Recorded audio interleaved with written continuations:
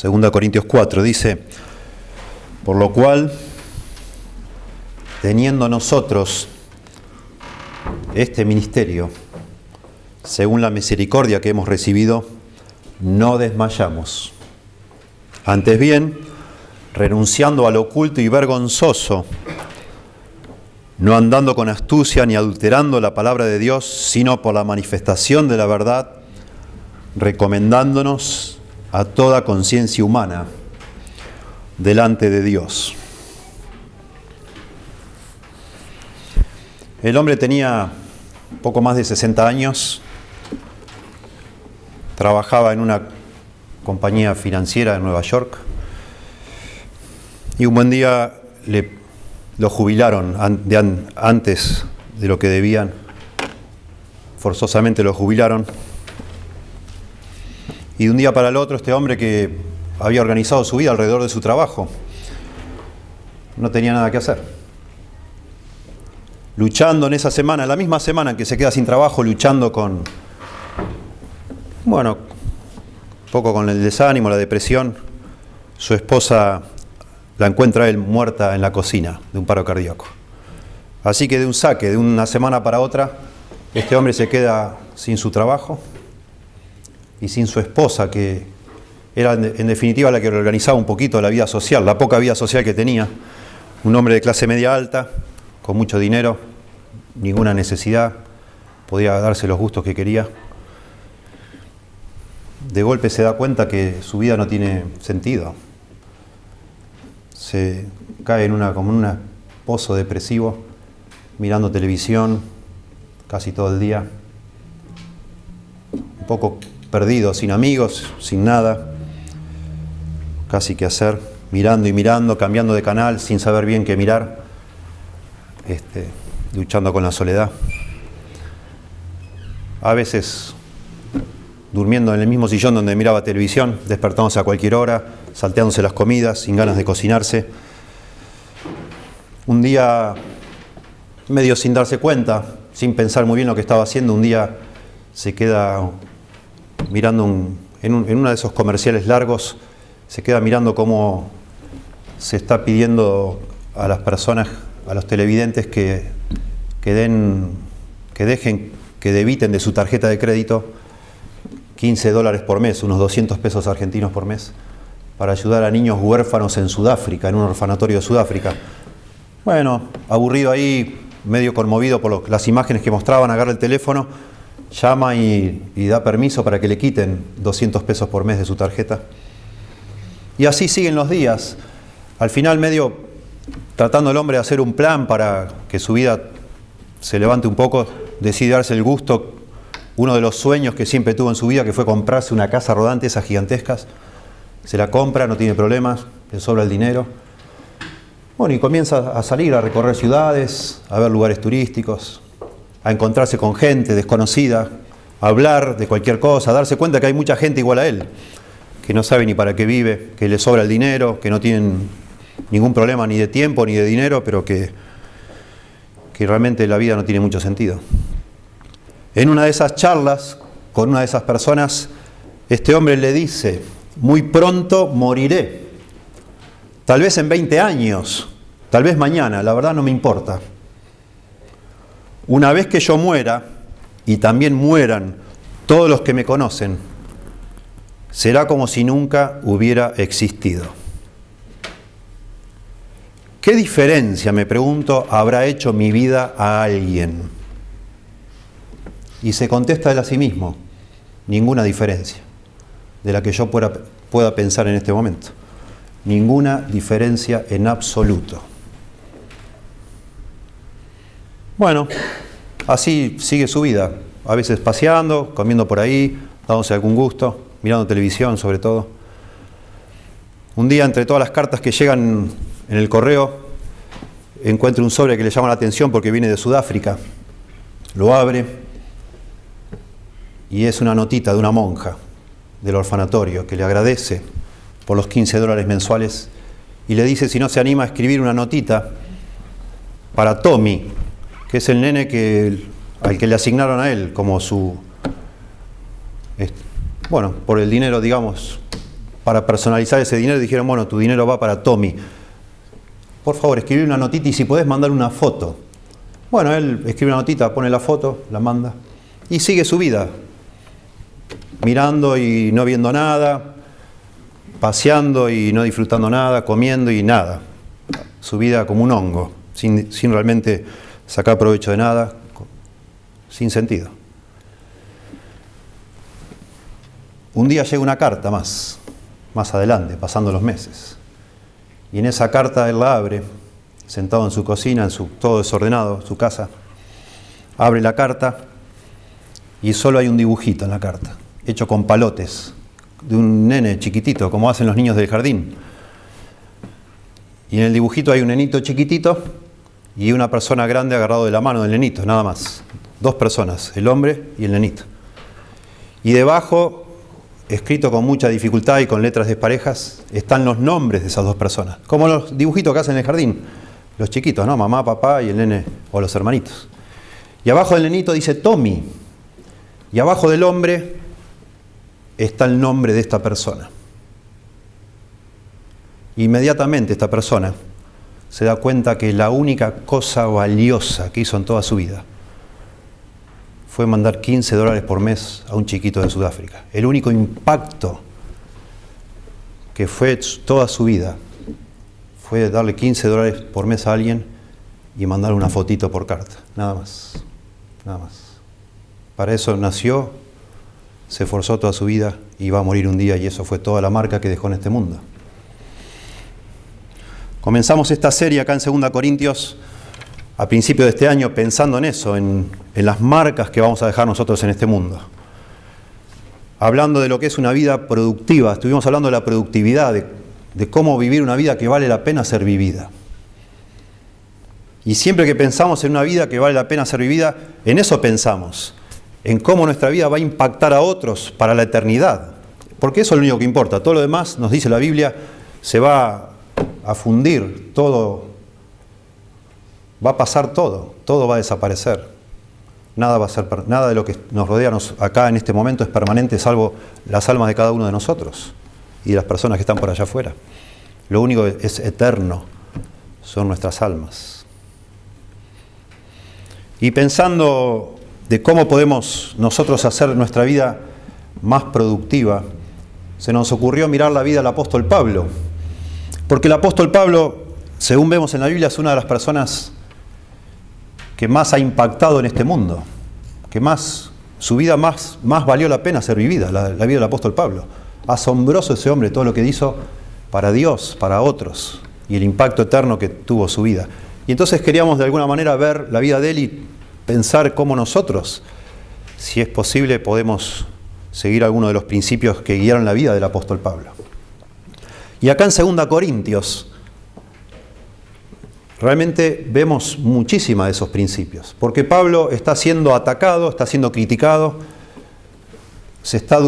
personas, falsos apóstoles, están dudando de la sinceridad de Pablo, entonces Pablo se ve como forzado a defenderse y a explicar por qué él hace lo que hace, y al explicar por qué él hace lo que hace, nos deja a nosotros saber qué es lo que le motivaba a él a hacer tanto esfuerzo, a hacer tantas cosas valiosas, porque él está tratando de defenderse en realidad. Y por eso es tan valioso. Para un pastor esto es muy valioso, porque Pablo era un fundador de iglesias, era un apóstol, era un pastor. Y por supuesto para un pastor es un tesoro esta carta, porque nos deja ver el corazón de un pastor. Pero para cualquier cristiano, para cualquiera de nosotros, tiene mucho valor también. Por eso mismo, porque nos deja ver qué es lo que motiva a un cristiano a hacer que su vida cuente para algo. Y en este capítulo 4, versos 1 y 2, que vamos a ver ahora, nos dice algo asombroso Pablo. Y Pablo nos va a decir acá, después que describió todo su ministerio, el contenido de su ministerio, en el capítulo 3, nos va a decir que la manera en que nosotros consideramos nuestro servicio para Dios, nuestro ministerio para Dios, nuestra misión en esta vida, llamémosle, la manera en que nosotros consideramos la misión que tenemos en esta vida, vos y yo, afecta mucho la manera en que actuamos, afecta nuestro ánimo y afecta nuestra conducta. comprender el valor que tiene mi vida en este mundo, si la pongo en las manos de Dios, afecta muchísimo la manera en que yo vivo esa vida. Y Pablo nos va a decir algo sorprendente acá en el verso 1, y es que la manera en que él veía su ministerio lo hacía prácticamente incansable. Miren cómo dice: por lo cual, teniendo nosotros este ministerio, según la misericordia que hemos recibido, dice, no desmayamos. No desmayamos. Y a mí me gustaría empezar primero entendiendo qué es eso de no desmayamos, para después analizar las anteriores frases que hay acá. Porque de alguna manera la forma en que entendemos el no desmayamos condiciona todo lo que podamos decir después.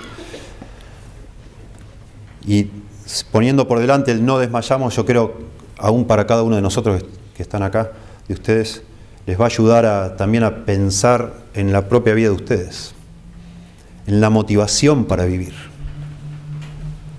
Porque de la verdad, la vida de muchos de nosotros no es muy diferente que la de este hombre que acabo de describir. Solo que mientras tenemos lo que nos da esa seguridad, lo que nos da esa, no sé, el sentido de que vale la pena, mientras lo tenemos eso, ni nos preguntamos para qué vivimos. Pero si algún día de un saque así se nos quitara todo lo que nos da estructura a la vida, de pronto nos daríamos cuenta que lo que estamos haciendo no tiene mucho valor, que digamos. Y de hecho muchos de nosotros luchamos a medida que transcurre nuestra vida con el desánimo, justamente, con el sentido de no tener sentido, con el sinsentido, digamos así, con el ¿para qué? ¿Para qué estoy haciendo esto? ¿Para qué esforzarme? ¿Para qué romperme el alma? ¿Para qué seguir haciendo lo que estoy haciendo? ¿Por qué? Y a veces solo lo hacemos por inercia, porque ya estábamos haciéndolo. Y es notable leer que este hombre, en el contexto de esta carta donde nos cuenta que le pasaban a él las 1001, porque le pasaba todo a Pablo, sacrificios tras sacrificios, todo parece que le costaba el doble que una persona normal. Él dice algo sorprendente, que él no desmaya, no se cansa. La palabra para no desmayamos, o desmayamos, la palabra desmayamos en el griego es enkakeo, lo cual no nos interesa demasiado, pero solo para decir que se usa solamente 5 veces en el Nuevo Testamento, enkakeo. Las 5 veces tiene el significado igual, el mismo significado. Las 5 veces se traduce no se cansen, no desmayen. 4 veces la usa Pablo, 1 vez la usa el escritor Lucas. En la literatura fuera de la Biblia, no se usa demasiado, pero las pocas veces que se usa, a veces se puede traducir como coraje, como valor, como no tener miedo. No desmayamos, en algunos escritos fuera de la Biblia, es no tenemos miedo, no nos asustamos, refiriéndose a que tenemos coraje. Pero en la Biblia siempre se usa para no nos cansamos. En Lucas 18:1, Lucas nos dice que Jesucristo les enseñó a los apóstoles una parábola sobre la necesidad de orar siempre y no desmayar, o sea, no cansarse de orar.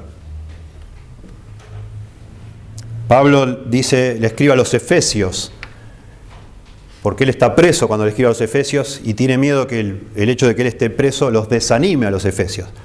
Les haga pensar, wow, ¿cómo que el apóstol está preso? ¿Y cómo Dios no lo pudo proteger?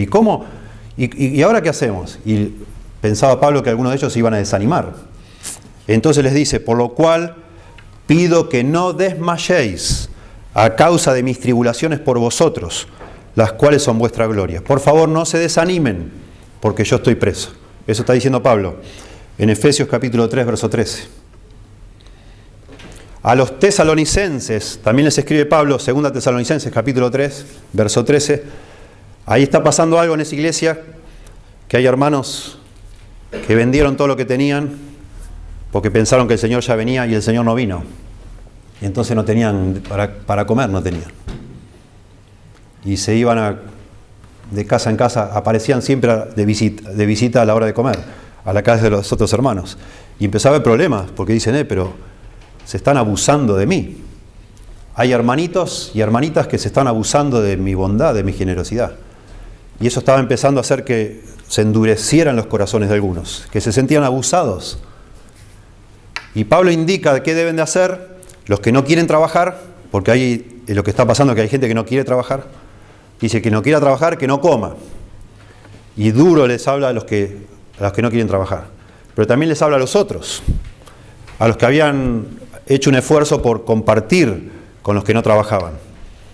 Y le dice, y vosotros no os canséis de hacer el bien. Porque se cansaban. Por supuesto que se cansaban. Y usa la misma palabra, encaqueo, no se cansen de hacer el bien. A los Gálatas les dice algo parecido. No nos cansemos pues de hacer el bien, dice a los Gálatas, porque a su tiempo segaremos si no desmayamos. A veces nos cansamos de hacer lo que está bien. Nos cansamos de hacer buenas obras, nos sentimos tontos, dice Pablo. No nos cansemos, no nos cansemos. Y usa esta palabra, la misma que usa acá, no desmayamos. ¿Por qué digo todo esto? Me gusta mencionar estos 5 usos de la palabra en la Biblia, porque todo tiene que ver con situaciones cotidianas de la vida, en los tiempos bíblicos y en nuestra vida también. Nosotros también oramos por algo y a veces pedimos y nunca vemos la respuesta a lo que oramos y dejamos de orar y nos cansamos, ¿verdad? Desmayamos, nos olvidamos después ya ni pedimos más porque parece que no va a haber respuesta. Nosotros también, cuando escuchamos de que le pasa algo a alguien que no esperábamos, también nos tendemos a desanimar, como pasó con los efesios, podía haber pasado. Nosotros también a veces nos sentimos abusados por otros y tenemos la tentación a no ayudar más a nadie, porque 2 o 3 a lo mejor se abusaron de nuestra generosidad y decimos, ya no le doy más a nadie y listo, y de nuevo se aplica. Y a nosotros también nos cuesta seguir haciendo lo que está bien cuando no vemos fruto de eso, como en el contexto de Gálatas, como lo que es sembrar y cosechar. A veces hay una brecha muy larga entre la siembra, todo lo que yo hago, y el fruto de eso. Parece que no vale la pena. Un papá se cansa, a veces, una mamá se cansa de decirle lo mismo a su hijo y parece que no da resultado. Y se cansa y dice, bueno, sí, hace lo que quieras. Ese es el concepto. Porque parece que no da resultado lo que estamos haciendo. Y así, en muchas áreas de la vida, como que tendemos a desanimarnos, a decir, bueno, ya, no lo voy a hacer más. No vale la pena lo que estoy haciendo. Tenemos esa sensación de que algo que estamos haciendo no vale la pena. Y ese es el punto con el que luchamos. Con si realmente hacer algo o continuar haciendo algo tiene algún valor. Cuando nosotros no podemos ver que algo que estamos haciendo tiene realmente valor, significado, tenemos la tendencia a dejar de hacerlo.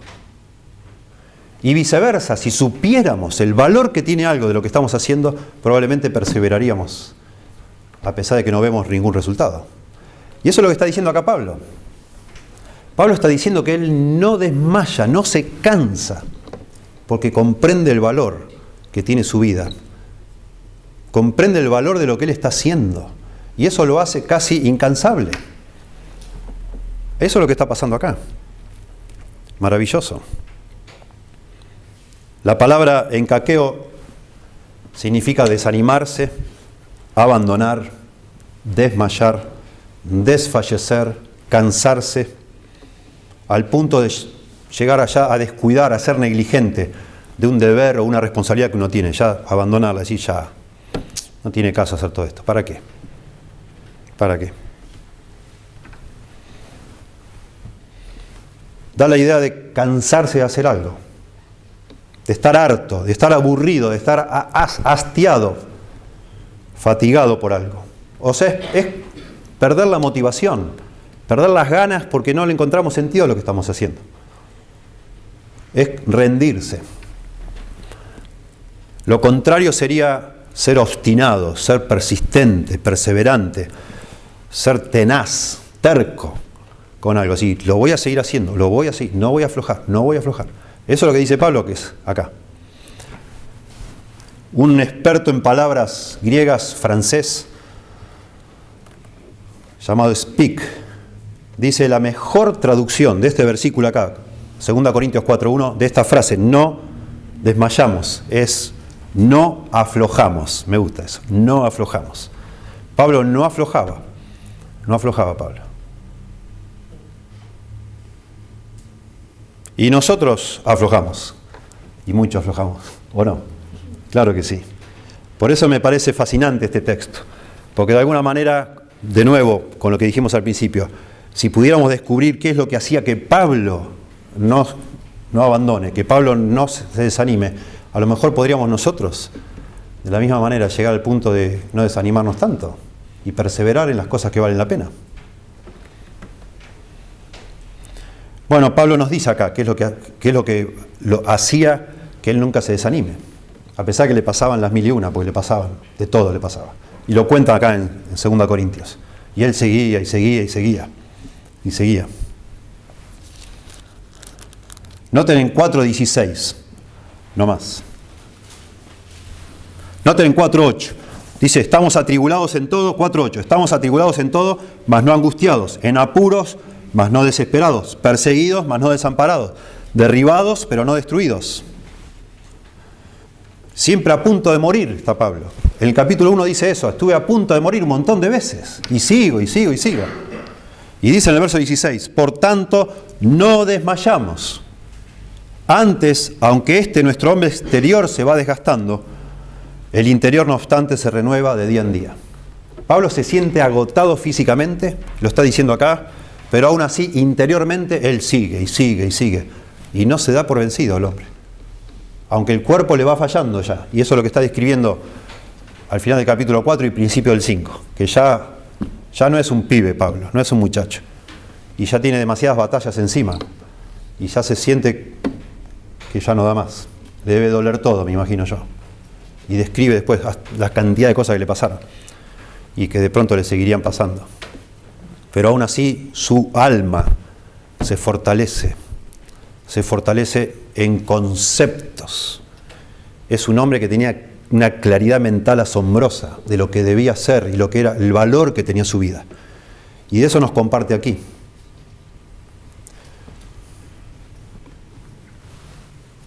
Si nosotros supiéramos como Pablo el valor enorme que tiene nuestra vida en las manos de Dios para producir un impacto en este mundo, probablemente seríamos, igual que Pablo, incansables. Si supiéramos el valor que tiene nuestra vida, tu vida y la mía, en las manos de Dios, para producir un impacto en este mundo, un impacto eterno en la vida de otras personas, no desmayaríamos nunca. Fíjense, en primer lugar, tenemos que decir que Dios nos ha salvado, a los cristianos que estamos acá, varones y mujeres cristianos, Dios nos ha salvado para servir a otros en su nombre. Es lo mismo que decir, Dios nos ha dado un ministerio, es lo que dice acá Pablo. Dios nos ha dado un ministerio a cada uno de nosotros solo por ser cristianos. Pablo está hablando del mismo como apóstol. Dice acá, por lo cual, 4:1, teniendo nosotros este ministerio. Y va a decir después, no desmayamos.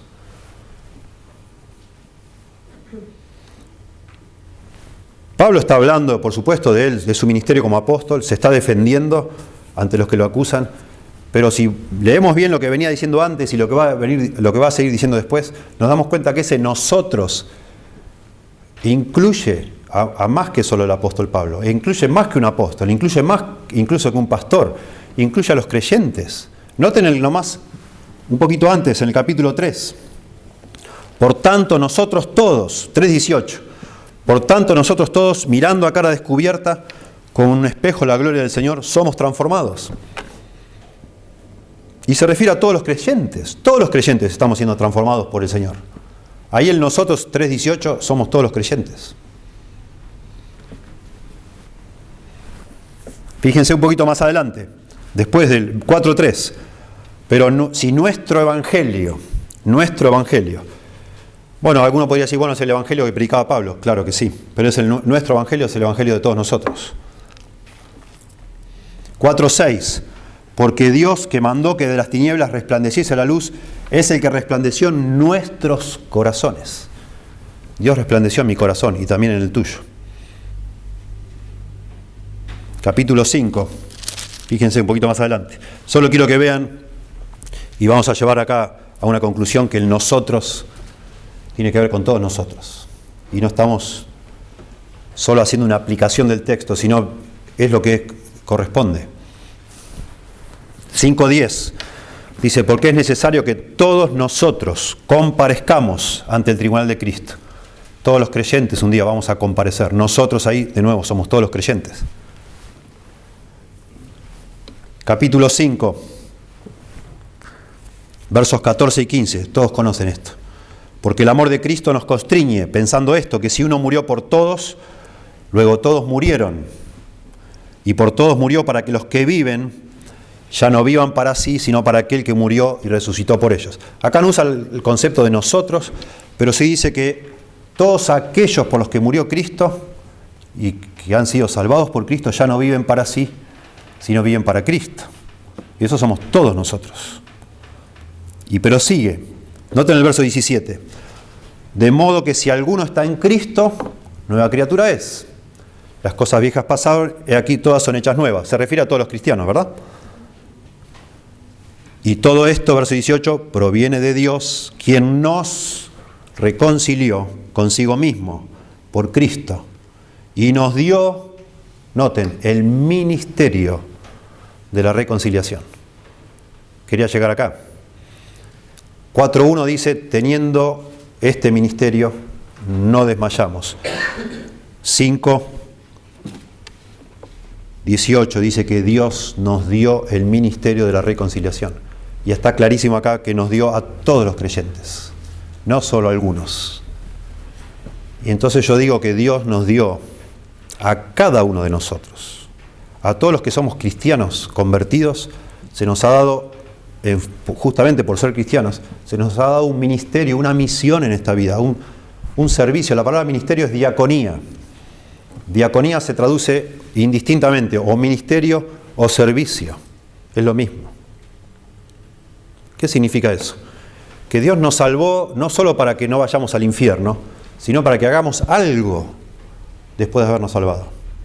Dios tiene una misión para cada uno de nosotros, como cristianos. Acá dice que esa misión es el ministerio de la reconciliación, acabamos de ver. Noten cómo sigue, que Dios estaba en Cristo reconciliando consigo al mundo, no tomándoles en cuenta a los hombres sus pecados, y nos encargó a nosotros la palabra de la reconciliación. Nosotros, de nuevo. Así que somos nosotros embajadores en nombre de Cristo, como si Dios rogase por medio de nosotros, os rogamos en nombre de Cristo reconciliados con Dios. Y noten cómo termina, al que no conoció pecado, por nosotros lo hizo pecado, para que nosotros fuésemos hechos justicia de Dios en él. Noten, subrayo el nosotros. Está entrelazado acá la salvación con el servicio a otros. No se puede separar. Ninguno de nosotros se nos da a escoger. Bueno, ¿querés ser salvo? Bárbaro. Arrepentite de tus pecados, el Señor te va a salvar. ¿Querés servir? Bueno, después lo vemos eso, si querés servir o no a Dios. Nos salvó Dios para que hagamos algo para Él. Claro que sí.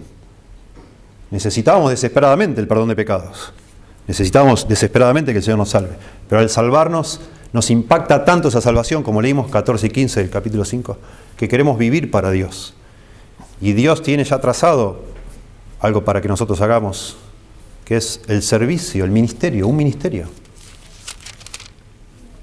Volvamos para atrás entonces, por lo cual dice, teniendo nosotros este ministerio, según la misericordia que hemos recibido, no desmayamos.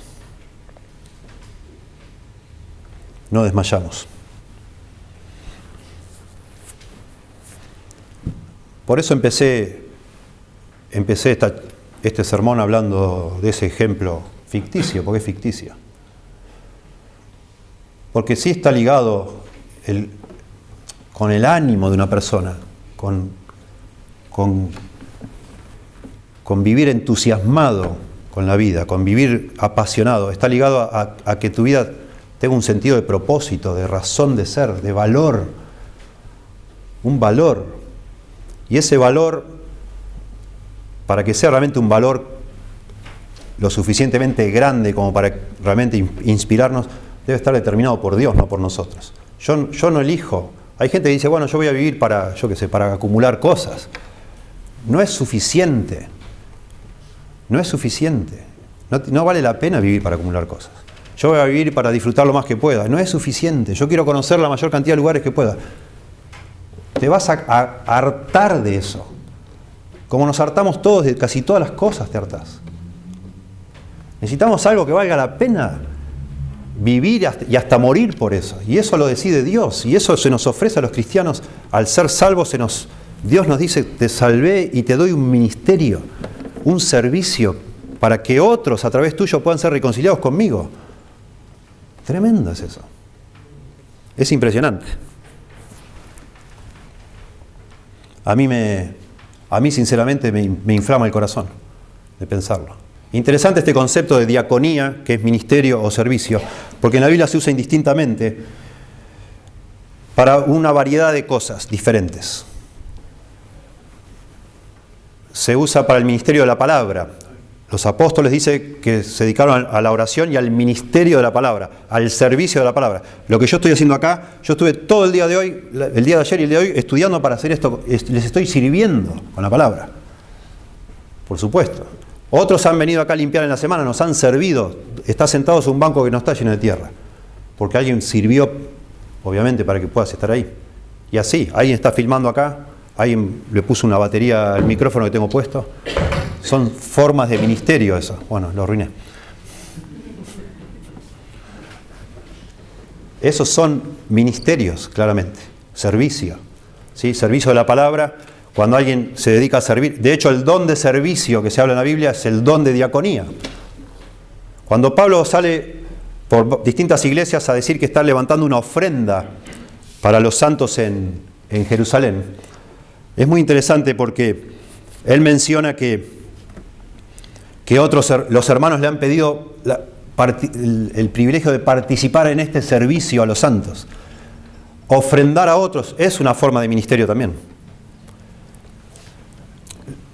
Lo importante de todo esto es que más allá de la variedad de formas, si lo hacemos en el Señor, en el contexto de una iglesia, en el contexto de haber sido salvados por el Señor, eso que parece algo minúsculo puede ser utilizado por Dios para edificar algo enorme, llamado el reino de Dios, que es eterno.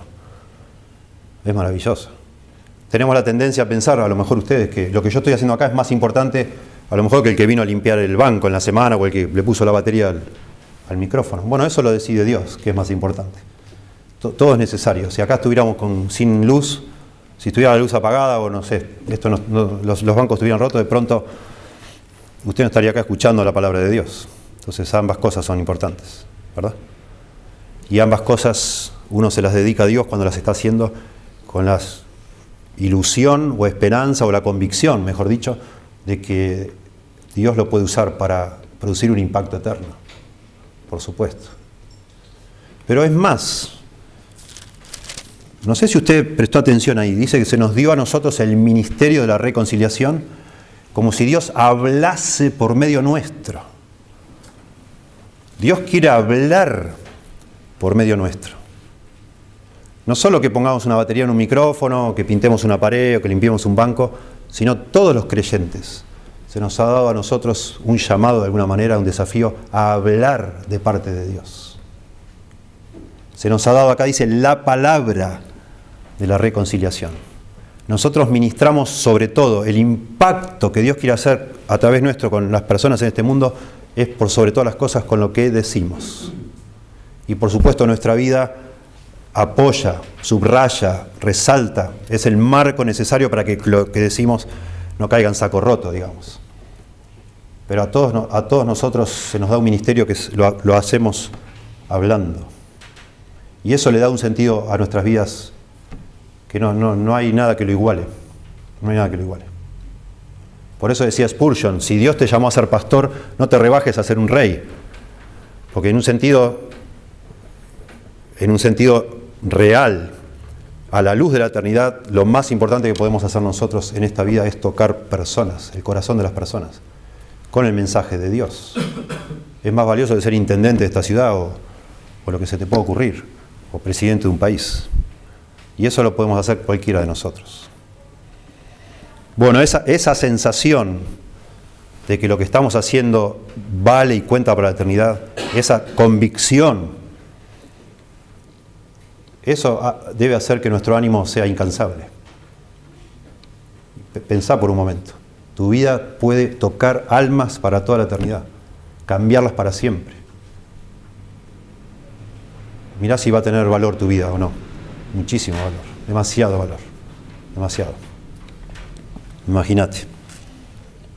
En segundo lugar, vemos acá, no solo, como dijimos al principio, Dios nos ha salvado para servir en su nombre a otros, eso nos ha dado un ministerio, sino que también nos dice el texto que este ministerio que Dios nos ha encomendado es único, en el sentido que produce una transformación eterna en otras personas.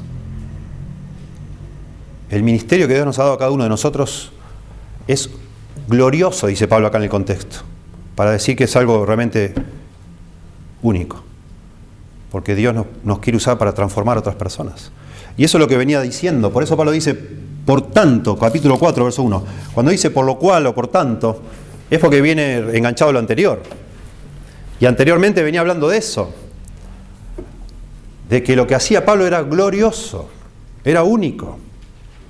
Teniendo este ministerio, esto tan glorioso, no desmayo, dice Pablo. Si bien podemos hacer distintas cosas y todas las podemos dedicar a Dios y servir a Dios, lo que está acá en disputa, lo que se está hablando acá es ese ministerio que tiene que ver con la transformación espiritual de otras personas. Capítulo 3, verso 3 dice, Pablo está hablando, dice, siendo manifiesto que sois carta de Cristo, le está hablando a los corintios, expedida por nosotros, escrita no con tinta, sino con el Espíritu del Dios vivo, no en tablas de piedra, sino en tablas de carne del corazón. La iglesia de Corinto había sido de alguna manera tomada por falsos apóstoles que estaban engañando a los convertidos en Corinto, calumniando a Pablo, diciendo este hombre es un falso maestro, es un falso apóstol, miren cómo sufre por todos lados, siempre le pasa algo. Él no es un verdadero apóstol. Y Pablo va a comenzar a defenderse y dice, en realidad mi mayor defensa son ustedes, porque ustedes han sido transformados por mi ministerio. Ustedes son una carta escrita, yo solo fui el cartero, digamos así, pero la escribió Dios esa carta en el corazón de ustedes. Dios cambió sus corazones, no yo. Pero Dios me usó a mí. Y entonces empieza a hablar Pablo de este ministerio que hace Dios en algunas personas, que es una transformación absoluta. Verso 4, y tal confianza tenemos mediante Cristo para con Dios. No que seamos competentes por nosotros mismos, para pensar algo como de nosotros mismos, sino que nuestra competencia proviene de Dios. Pablo es muy lúcido y se da cuenta, yo no cambié a nadie, Dios lo hizo, pero Dios me usó a mí. Yo no puedo salvar a nadie, pero Dios sí salva y va a usarme a personas como yo y como vos. Así es como Dios lo quiso hacer. Y eso es lo asombroso. Que Dios puede salvar a una persona para siempre, transportarla, por decir así, de ir camino al infierno para ir al cielo, perdonar para siempre sus pecados y comenzar una obra de transformación en su alma para hacer de él semejante a Cristo, utilizándome a mí y a vos, a nosotros. Por supuesto que no somos competentes, yo no me la creo. Ninguno de nosotros en su juicio podría decir, no, yo soy tremendo.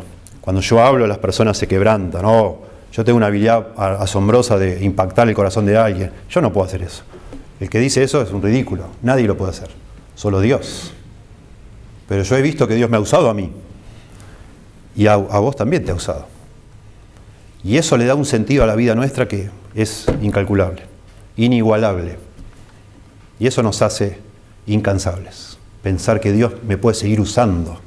Aún si me postrara en una cama de acá hasta el día que me lleve. Aún si quedara cuadripléjico ahí, me puede usar ahí en ese estado para tocar vida a otras personas. Aún así. Aún si me pasara lo peor que yo me puedo imaginar. Aún así Dios me puede usar. Y eso cambia la manera que yo veo la vida. Y las cosas que me van pasando. Al punto de no afectarme tanto las circunstancias. Porque digo, bueno, a lo mejor esto que me está pasando, que yo no quería de ninguna manera, pensaba a veces que me podía pasar y me daba hasta miedo. Me asustaba y no quería, pero ahora me está pasando y digo, bueno, Señor, úsalo. A lo mejor a través de esto puedes tocar otra vida. Y le da sentido a todo lo que nos pasa, a todo lo que hacemos. Todo vale la pena. Eso es lo que está diciendo Pablo acá. Es precioso. Pensá.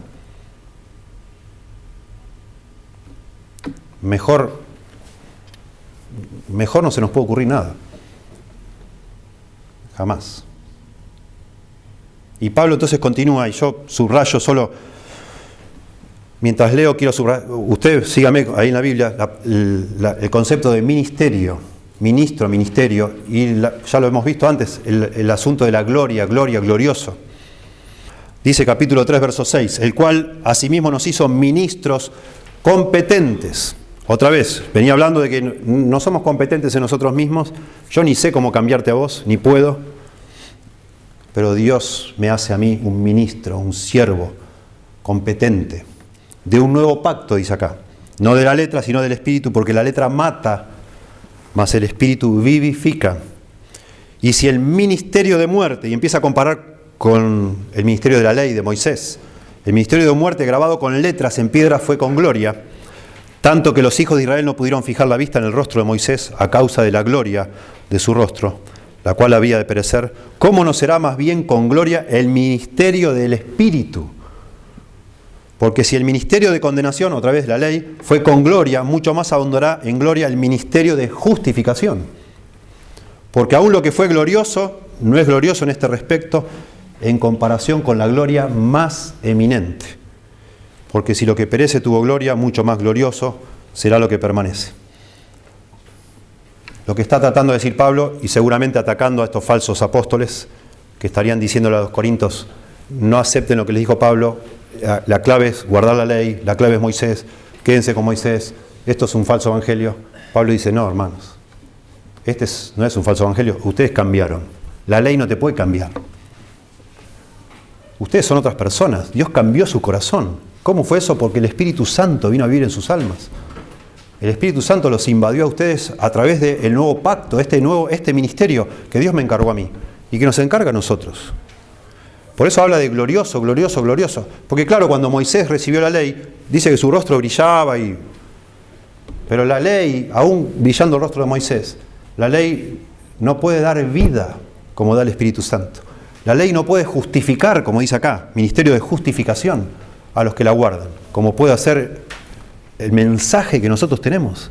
Personas que andan por la calle pensando, sabiendo, en el fondo de su corazón, sospechando que son culpables delante de Dios, viviendo con culpa, con temor a la muerte. Y nosotros tenemos una palabra de reconciliación, de justificación. Tenemos un mensaje que da vida, como dice acá, vivifica, justifica. Un ministerio del Espíritu, dice. Porque es el Espíritu que es el que nos puede usar y el que puede tomar otra vez nuestra disposición a compartir el Evangelio y transformar a otras personas. El Espíritu Santo obra a través de sus hijos, de los creyentes. Y dice también que ese ministerio es más eminente, o sea, es superior al de la ley y es permanente. Por eso digo, cosa también preciosa de pensar, que todo lo que yo hago para Dios en este ministerio que Dios me ha dado es permanente, es eterno, es para siempre. Ninguna actividad humana me ofrece semejante promesa, que lo que yo hago en el Señor, los frutos que me da el Señor son para siempre. Pensá. Bueno, tenemos que pensar y pensar en esto. Pablo pensaba, sin duda, y le impactaba tanto que decía, yo no me desanimo jamás. Por supuesto que me debilito, pierdo fuerza, soy débil humanamente, pero en cuanto repaso en mi mente de qué se trata lo que estoy haciendo y sigo para adelante. Como puedo, sigo. Como Terminator. Sigo, me sacan el brazo y ahí sigo, y sigo adelante. Y sigo, no me frena nadie. Porque mi corazón está hecho fuego de pensar que Dios me puede usar para transformar a alguien de una manera eterna, permanente, para justificar a otro, para dar vida espiritual. Pensá. Tremendo. Es asombroso. Yo me trato de maravillar a mí mismo todo el tiempo con estas cosas.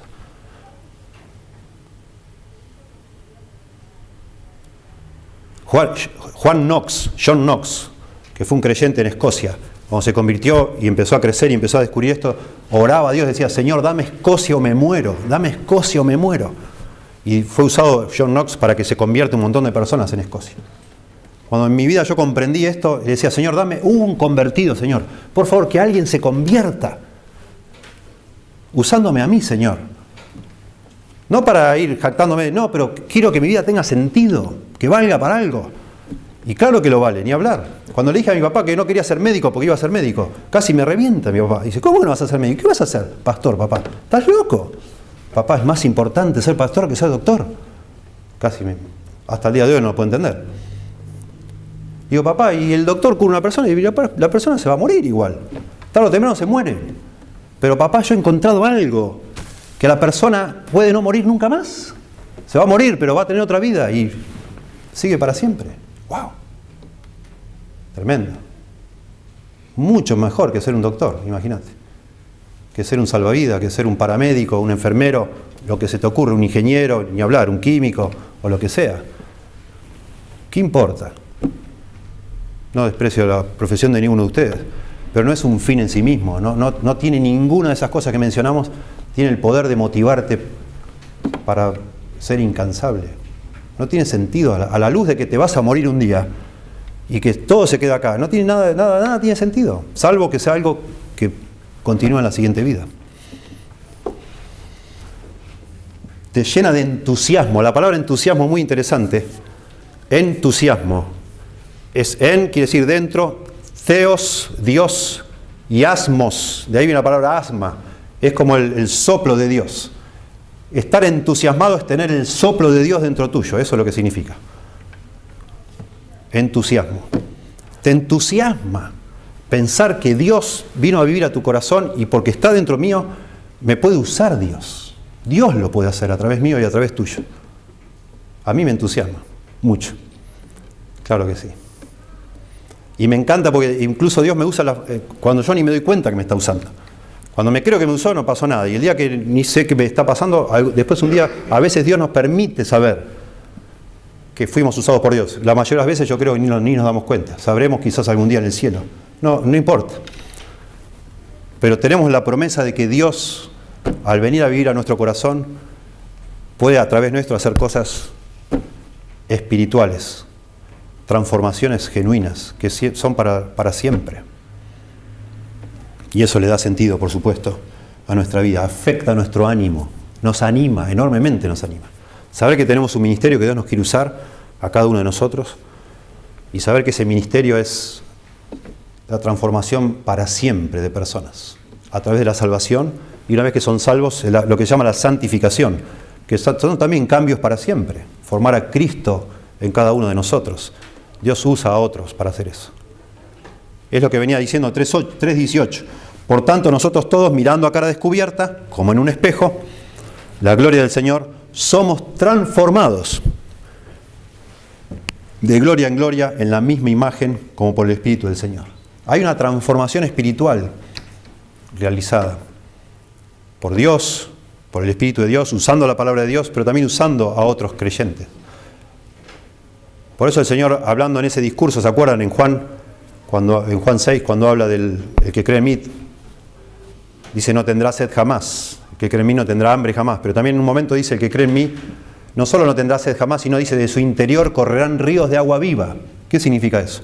Que no solo voy a satisfacer mi sed, sino que a través mío otras personas van a satisfacer su sed.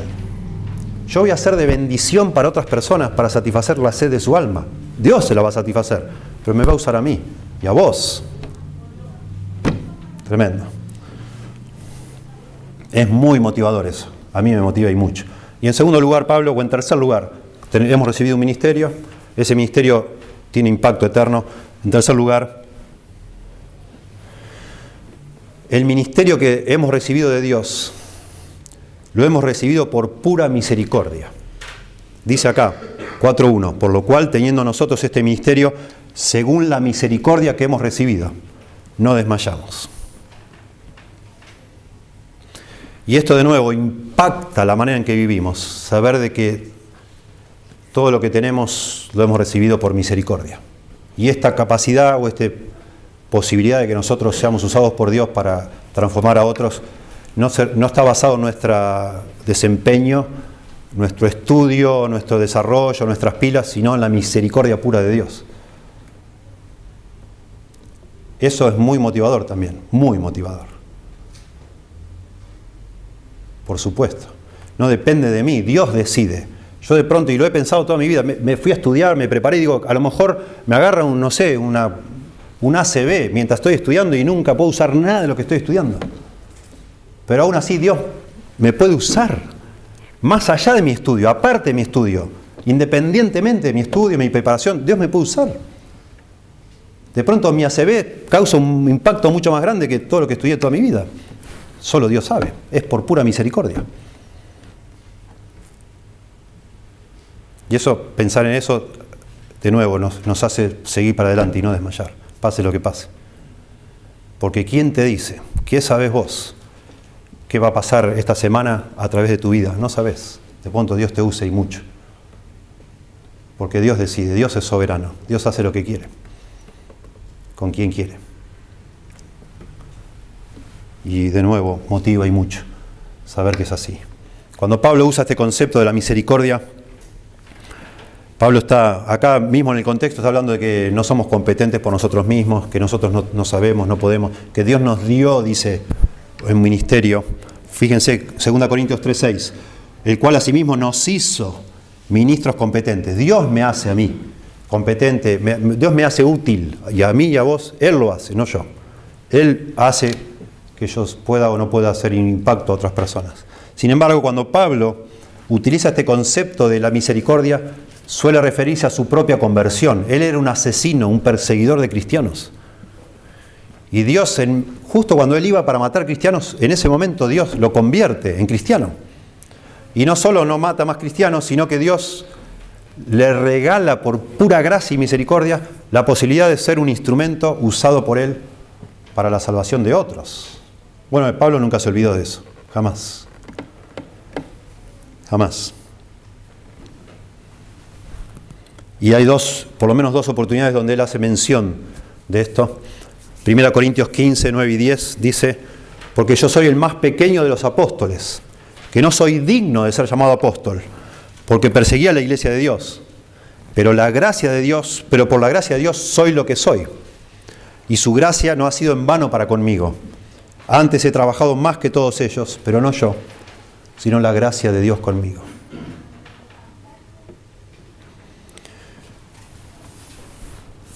Yo encuentro en mi propia vida que lamentablemente a veces es como un sub y baja nuestro ánimo, a veces estamos reanimados, queremos hacer todo, después a veces estamos repinchados y así vamos, ¿no? Y lo mismo con el tema de la humildad y el orgullo, así vamos. A veces nos sentimos que no merecemos nada y a veces parece que sentimos que Dios debe estar orgulloso de nosotros. Somos tontos, ¿no? Pero así es a veces.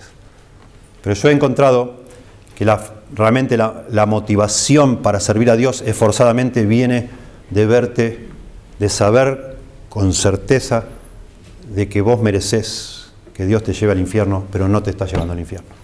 Que has recibido misericordia. Y más consciente sos de que sos un pecador, más te motiva eso, al saberte perdonado, a servir al Dios que te perdonó. Más todavía. Por eso Jesús decía, el que más se le perdona, más ama. Y a todos se nos perdonó una cantidad, pero sideral de pecados. Pero el problema es que algunos de nosotros somos más conscientes y otros menos de cuánto perdón recibimos. Más conscientes nosotros somos de cuánto Dios nos ha perdonado, más nos motiva eso para servir a Dios de manera incansable. Más fuerza nos da eso para sacrificar de lo nuestro para Dios. Porque nos damos cuenta que en realidad deberíamos estar muertos. Ya nos tendría que haber caído un rayo hace rato y no nos cae. Y más, por eso decía ahí, un poco más adelante, el amor de Cristo nos constriñe, pensando esto, que si uno murió por todos, luego todos murieron. Y por todos murió, para que los que viven ya no vivan para sí, sino para aquel que murió y resucitó por ellos. Me Me impacta el amor de Cristo cuando me veo pecador. Cuando no me veo pecador no me impacta nada. Parece, bueno, obvio que me salvó Dios. Si yo confío en Él. Lógico. No, lógico no. Lógico no. En 1 Timoteo capítulo 1 dice Pablo, verso 12, doy gracias al que me fortaleció, a Cristo Jesús, nuestro Señor, porque me tuvo por fiel poniéndome en el ministerio, habiendo yo sido antes blasfemo, perseguidor e injuriador, mas fui recibido a misericordia, porque lo hice por ignorancia e incredulidad. En el texto anterior que leí y en este mismo, habla de su conversión, habla de la misericordia, pero también habla del ministerio. Y es consciente, él se da cuenta que él fue llamado, el mismo momento que Dios lo salvó, Dios lo llamó al ministerio, y todo es por pura gracia, y está conectado una cosa con otra. Pero la gracia de nuestro Señor fue más abundante con la fe y el amor que es en Cristo Jesús. Palabra fiel y digna de ser recibida por todos, que Cristo Jesús vino al mundo para salvar a los pecadores, de los cuales yo soy el primero. Pero por esto fui recibido a misericordia. De nuevo, el concepto de misericordia. Para que Jesucristo mostrase en mí el primero de los pecadores, toda su clemencia, para ejemplo de los que habrían de creer en Él para vida eterna. Por tanto, termina con una doxología. Al Rey de los siglos, inmortal, invisible, al único y sabio Dios, sea honor, gloria y gloria por los siglos de los siglos. Amén.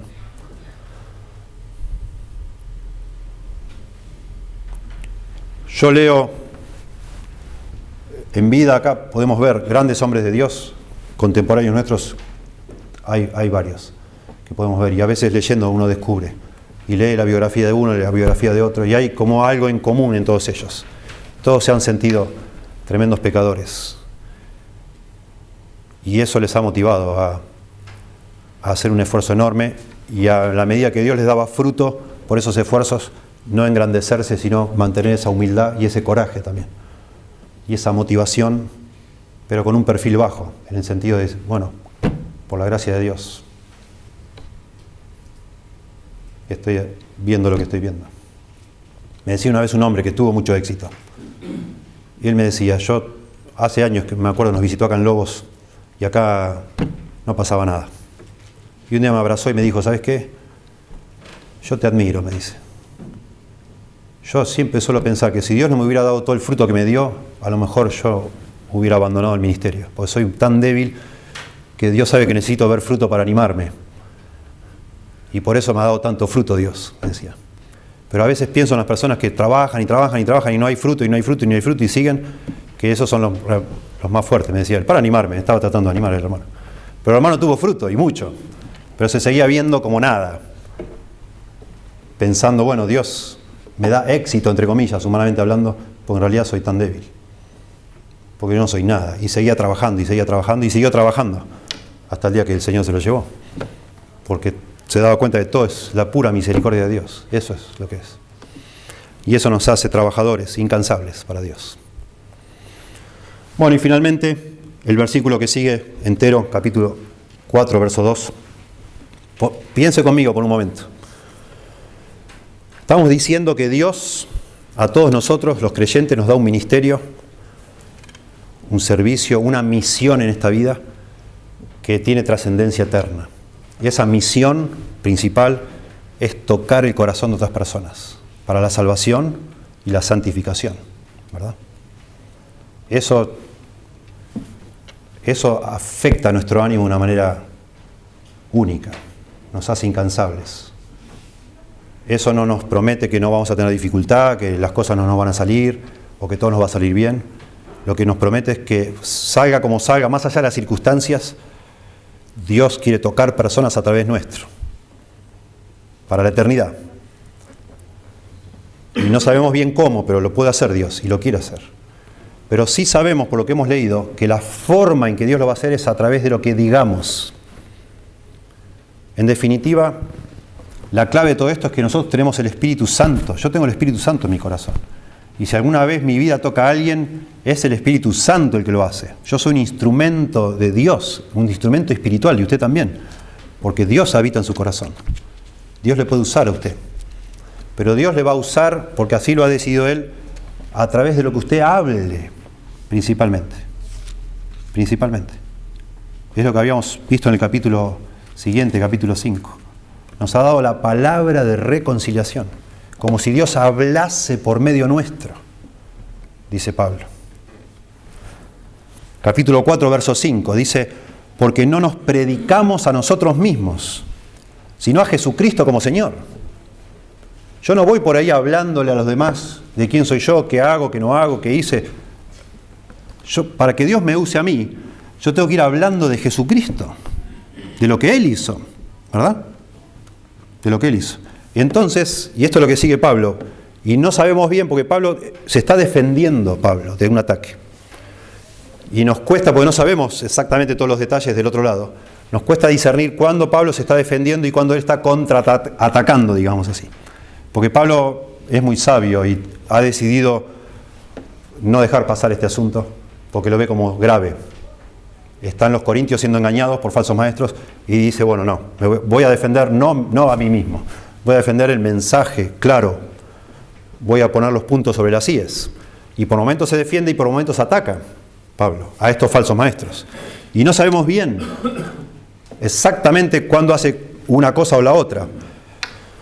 Pero dice, noten el verso 2, antes bien, renunciamos al oculto y vergonzoso, no andando con astucia, ni adulterando la palabra de Dios, sino por la manifestación de la verdad, recomendándonos a toda conciencia humana delante de Dios.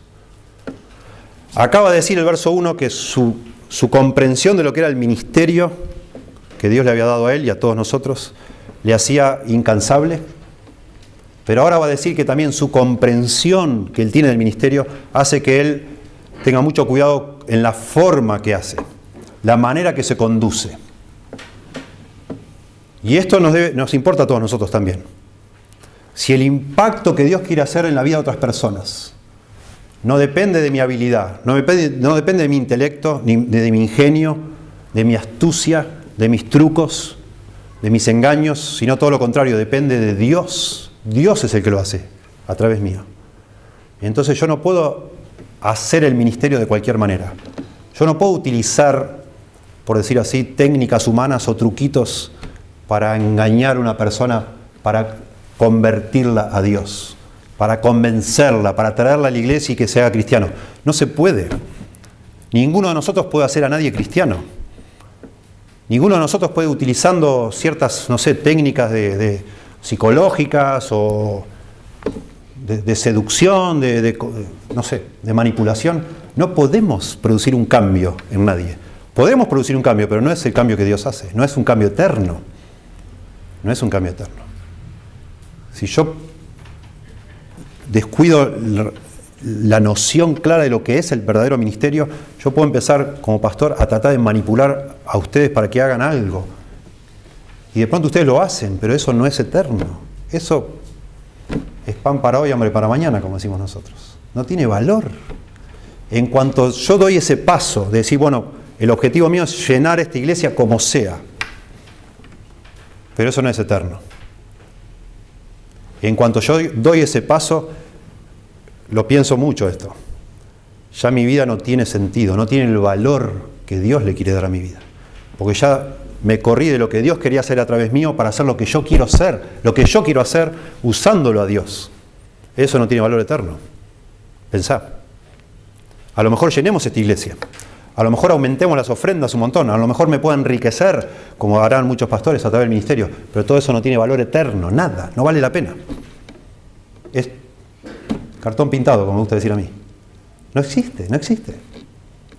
Es una estupidez, es una ceguera, es una locura, es locura. Que yo quiera usar a Dios y la palabra de Dios para enriquecerme yo, o para hacerme un nombre, o para hacerme conocido, lo que sea. Eso es una estupidez, porque no es eterno, no es eterno. Lo único eterno es lo que Dios hace a través nuestro. Entonces no lo podemos hacer de cualquier manera. Tenemos que respetar lo que Dios dice que hay que hacer. Clarísimo. Tenemos que ceñirnos a su palabra y confiar que su palabra es la que va a tocar a otro corazón.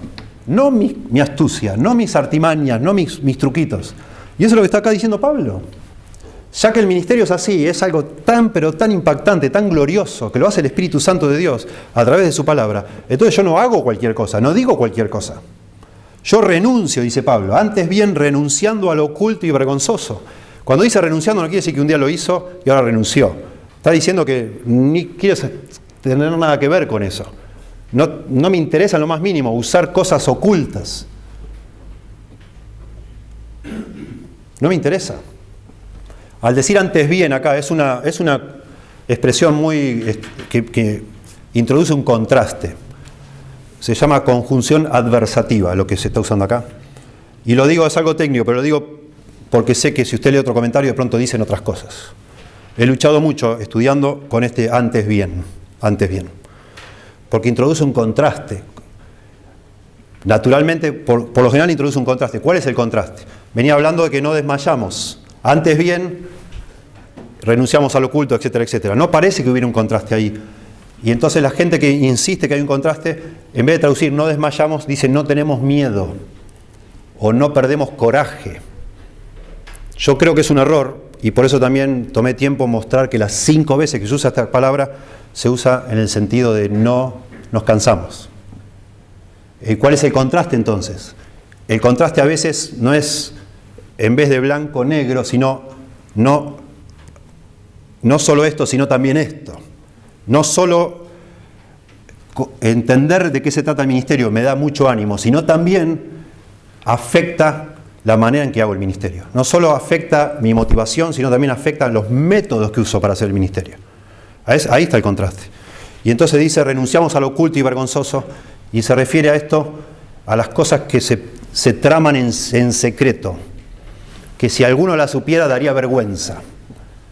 Si alguno supiera de nosotros las cosas que hablan los líderes de ciertas iglesias, de cómo van tramando sus estrategias o sus técnicas para poder atrapar más personas, daría vergüenza. Y Pablo probablemente está atacando con esto a los falsos maestros que están ahí. Pero Pablo dice, yo no hago esas cosas. Yo todo lo que hago lo hago abiertamente, con sinceridad, con franqueza. No necesito utilizar eso. Y todo lo que sigue es una explicación de qué es eso de renunciar al oculto y vergonzoso. Dice, no andando con astucia, ni adulterando la palabra de Dios. La idea de astucia ahí es otra vez de usar artimañas, de usar cosas que no están bien, de manipular. Si utilizas ese mismo concepto en 11.3, hablando de Satanás. Satanás hace eso. 11.3 dice, pero temo que como la serpiente con su astucia engañó a Eva, vuestros sentidos sean de alguna manera extraviados de la sincera fidelidad de Cristo. Pablo dice que no usa astucia, no usa trucos para agarrar personas. No usa eso. Cada tanto miro canales de televisión donde hay gente que usa trucos. Es tremendo. La otra vez yo estaba mirando y estaba con mi señora. A mí me emocionó. Me tocó el corazón. Porque mucho de eso apunta a las emociones, a la sensibilidad. En un momento yo me encuentro a mí mismo diciendo, wow, Dios está obrando ahí. No está obrando Dios ahí. No está obrando Dios ahí. Porque no está la palabra de Dios. Porque no se respeta la palabra de Dios. Pero sí te emociona y sí te conmueve. Y en eso consiste el truco. Que la persona sí se conmueve con el testimonio de este, del otro, y digo, wow, tremendo. Pero después sube el pastor a predicar y predica otra cosa de lo que está en la palabra de Dios. Dios no está ahí. No está ahí, Dios no está. Aunque el testimonio antes de que predicaran te tocó el corazón. Es un truco. Es una artimaña. Pablo dice, yo no hago eso, no lo hago. No solo no ando con astucia, no uso esas estrategias astutas para engañar, esa es la idea, para engañar. Ni adultero la palabra de Dios. La palabra adulterar es diluir, se usaba del vino que tenía agua. Ni agarro la Biblia y le hago decir lo que no dice. Eso es adulterar la Biblia. Para mis propios fines. No lo hago. Otra vez, ¿lo podemos llegar a hacer? Claro que sí. Pero en el momento que yo decido hacer eso, ya Dios no va a producir ningún cambio, ninguna transformación eterna. Ya no va a haber vida, vivificación. Ya no va a haber justificación. No va a haber nada permanente. Sino algo de acá de la tierra nada más. Empezamos sin darnos cuenta levemente a convertir la iglesia en un club. Y eso es lo que pasa en muchas iglesias. Ya no está el Señor ahí. Pero si hay un montón de gente, claro que sí. ¿Hay cristianos ahí? Probablemente sí haya. Solo Dios sabe. Solo Dios lo sabe. Pero sí, puede ser que haya todavía. Y en eso lo hace todavía más engañoso. Porque no es que absolutamente todo lo que pasa ahí o todo lo que se dice, todo está mal. Es una mezcla de cosas que suenan bien y el que conoce la Biblia se da cuenta y dice, eso está bien. Pero esto otro, nada que ver. Todo diluido. Tiene el mismo sabor, pero no es lo mismo. Sí, no dice Pablo, y ahí terminando dice lo que él sí hace en forma positiva. Por la manifestación de la verdad. Acá está hablando de que él habla la verdad abiertamente, a la vista de todo el mundo. Es exactamente lo contrario a lo oculto, noten. Es un contraste a propósito. Lo oculto y vergonzoso, Pablo dice, yo hago todo abiertamente, manifiesto la verdad, recomendándonos a toda conciencia humana delante de Dios. Y de nuevo, ese recomendándonos a toda conciencia es lo opuesto a andar con astucia. Pablo confía que su mensaje, explicado sin vueltas, confiando en que Dios va a obrar cuando se está exponiendo el mensaje, llega a la conciencia de cada persona para que cada persona en su interior, con ese mecanismo que Dios nos ha hecho, que es la conciencia, que puede de alguna manera discernir lo que está bien y lo que está mal, la verdad y la mentira, que cada conciencia sea o no sea tocada por Dios ante la exposición de ese mensaje. Y finalmente lo que más importa, más allá de lo que piensen las personas, es Dios. Por eso dice delante de Dios.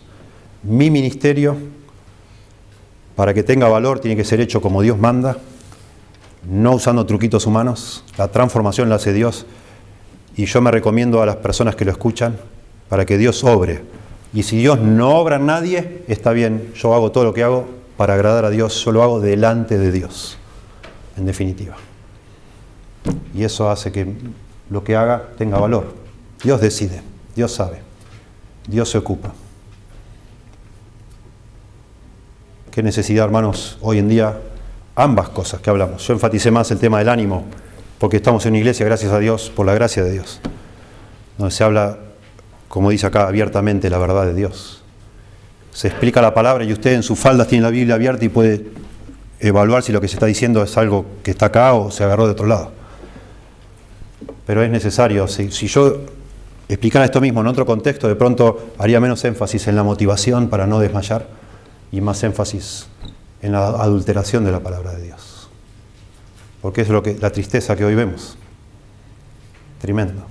Y personas que se les ha cauterizado la conciencia y no se dan cuenta, pretenden servir a Dios, pero no lo hacen.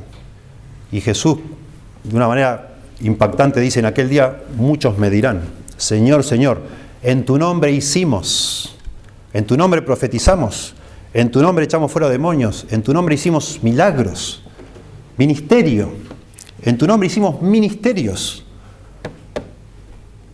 Pero yo os diré, apartados de mí, nunca os conocí, hacedores de maldad, nunca os conocí. Hay gente que hoy está ministrando en el nombre de Dios, pero Dios no los conoce. Y no van a ir al cielo, claramente. Se están engañando a sí mismos y, por supuesto, engañando a todos los que los siguen. Y lo mismo pasó en la época de Pablo. Hermano, volviendo a nosotros acá, yo quiero motivarle. Quiero, de verdad, oro y preparo esto pensando en cada uno de ustedes que nos conocemos. Y algunos de ustedes ya los veo y a mí me bendice y me entusiasman a mí también. Veo que Dios ha obrado a través de su palabra y están entusiasmados para servir a Dios, digamos así, en otra dimensión de cómo lo venían haciendo. Por favor, medite y piense. A pesar de que le dé miedo, yo sé que nos da miedo, hablar a otros del Señor. Porque tiene miedo a equivocarse, a decir algo que no está mal, que no está del todo bien. Prepárese un poco más. Capacítese, está bien. Chequee si lo que va a decir está bien o está mal, pero hable del Señor. Usted tiene el Espíritu de Dios y está en una iglesia donde se enseña la palabra de Dios. Usted conoce la palabra de Dios. Y aunque no quiero decir esto para que se enorgullezca, pero muchos varones que están acá saben más de la palabra de Dios que muchos pastores que andan por ahí pretendiendo representar a Dios. Pero ellos están hablando, algunos incluso de todo corazón, creyendo que están haciéndolo bien. Y acá muchos de nosotros estamos callados. Y luchando muchas veces con el desánimo, algunos de ustedes. No hay nada que te pueda animar más, que te pueda entusiasmar más en este mundo que repensar ¿para qué estás acá? ¿Para qué? ¿Para qué? ¿Para qué? Ese es el punto. En todos estos textos de desánimo, lo que está detrás de todos ellos es ¿para qué? ¿Para qué seguir orando si no hay respuesta? ¿Para qué seguir dando si se abusaron de mí? ¿Para qué esto? ¿Para qué lo otro? ¿Para qué? Parece que no tiene sentido. Y enseguida se nos va el ánimo. ¿Para qué vivís, hermano? Hermana, ¿para qué vivís? ¿Qué impacto está haciendo tu vida en la vida de otras personas? El día que te mueras, y si tenés la posibilidad de estar en una cama, no sé, y tenés tiempo de meditar, y podés empezar a pensar conscientemente en cuántas vidas tocó tu vida para la eternidad de otros. Esa es la gran pregunta. ¿Para qué? ¿Para qué vivís? ¿Para qué vivo yo? Y que el Señor nos motive y aprovechemos. Aprovechemos, vivimos en tiempos de oscuridad tremenda, de apostasía tremenda, y nosotros tenemos un privilegio tan, pero tan grande de entender y conocer la verdad, que el Señor nos movilice y nos salgamos de verdad. Semanalmente pensemos, Señor, dame lobos o me muero, Señor, dame los vecinos o me muero, dame la escuela o me muero, Señor, dame los compañeros de trabajo o me muero. Y usame, Señor, esa es la oración. Usame, Dios, por favor, para tocar otra vida. Quiero que me use, no quiero pasar acá en vano. Señor, por favor, te rogamos, Señor, que uses nuestra vida, que realmente tenga un valor eterno, que nos ayudes a pensar, Dios, por favor, en lo que estamos hablando, en el poder enorme,